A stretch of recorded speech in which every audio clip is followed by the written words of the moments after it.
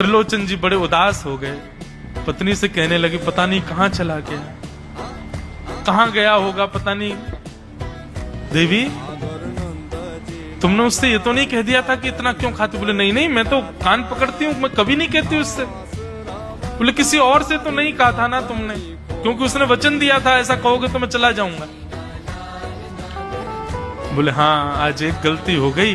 पड़ोसी के पास बैठी थी, उससे बात करते करते मेरे मुख से गलती से निकल गया कि अरे उसके लिए तो बहुत बनाना पड़ता है, 10 किलो आटा खा जाता है, इतना खाता है, तो निकल गया था। समझ गए? बोले ओहो, इसीलिए चला गया। उसको पता चल गया कि तुमने कह दिया है, तभी चला गया है।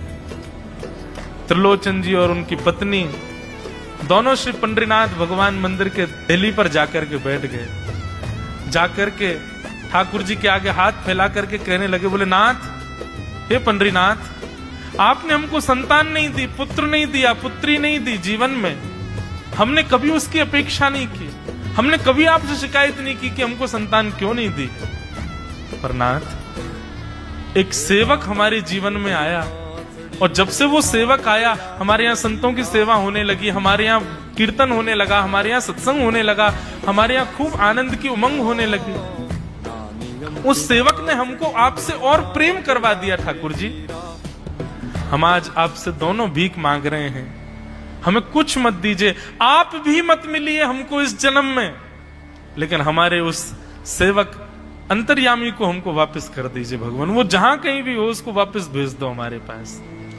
ऐसा कहकर के रुदन करने लगे, नेत्रों से आंसू गिरने लगे, चरणों में प्रणाम करके श्री पंडरीनाथ भगवान को रुदन करने लगे त्रिलोचन जी और उनकी पत्नी।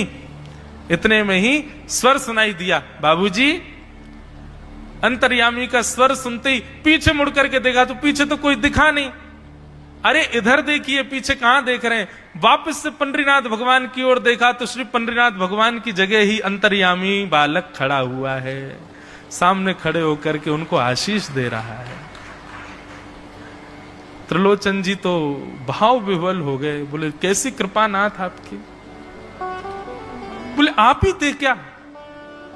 बोले तो इतनी अच्छी संत सेवा, इतनी अच्छी खीर, इतनी अच्छी पूड़ी, इतनी अच्छी सब्जी, और आपकी जो सेवा, और इतने अच्छे अच्छे सत्संग कीर्तन, ये मेरे अलावा कौन कर सकता है?